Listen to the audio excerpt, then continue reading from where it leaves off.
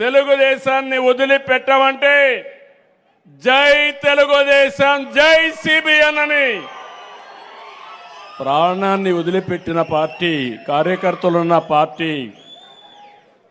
ఎక్కడా ఇలాంటి పార్టీ ఉండదు.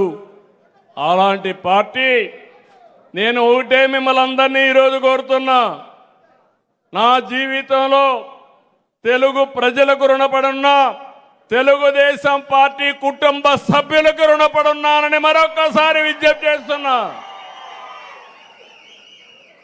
ప్రజలు ఓటేయాలన్నా, ప్రజలు నడిపించాలన్నా కార్యకర్తలే ముందుండాలి. మంది ప్రజాస్వామ్య దేశం. ప్రజాస్వామ్య దేశంలో కార్యకర్తలు మేజర్ రోల్ ప్లే చేస్తారు. ఈరోజు తెలంగాణలో హైదరాబాద్ నగరాన్ని అభివృద్ధి చేశాం.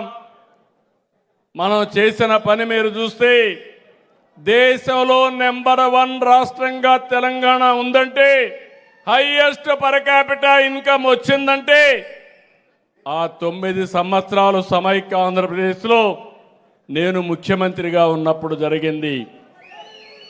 నేను ముఖ్యమంత్రి కావడానికి కారణం తెలుగుదేశం పార్టీ కుటుంబ సభ్యులు,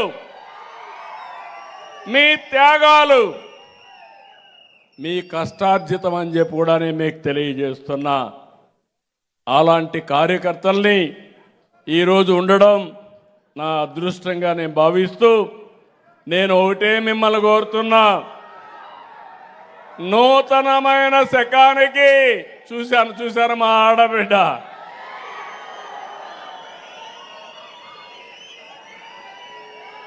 రాబోయే రోజుల్లో ఈ రాష్ట్రంలో మా ఆడబిడ్డలు కూడా తెలుగుదేశం కండువా కట్టుకొని తలగట్టుకొని వీర వనితల్లా ముందుకు పోయే ఏర్పాటు వస్తుంది. అలాంటి శక్తివంతమైన ఆడబిడ్డలను తయారు చేసే బాధ్యత, నాయకులుగా తయారు చేసే బాధ్యత తెలుగుదేశం పార్టీ తీసుకుంటాం. నేను అందుకని మీ అందరికీ ఒకటే విజ్ఞప్తి చేస్తున్నా, రాష్ట్రంలో ఉండే అందరికీ.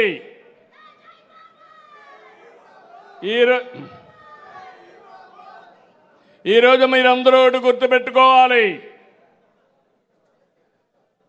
రాష్ట్రంలో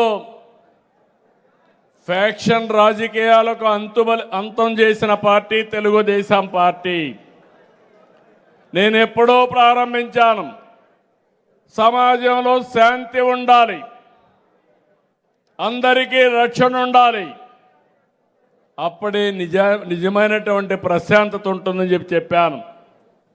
ఆ రోజు కొంతమంది తీవ్రవాదులు కూడా ఈ రాష్ట్రాన్ని ఇబ్బంది పెట్టాలంటే రాజీ లేని పోరాటం చేశా. కడాన నా మీద దాడి చేస్తే కూడా నేను భయపడకుండా నా ప్రజలు సురక్షితంగా ఉండాలని పోరాటం చేశాను తప్ప ఎప్పుడు వెనకాడలేదు.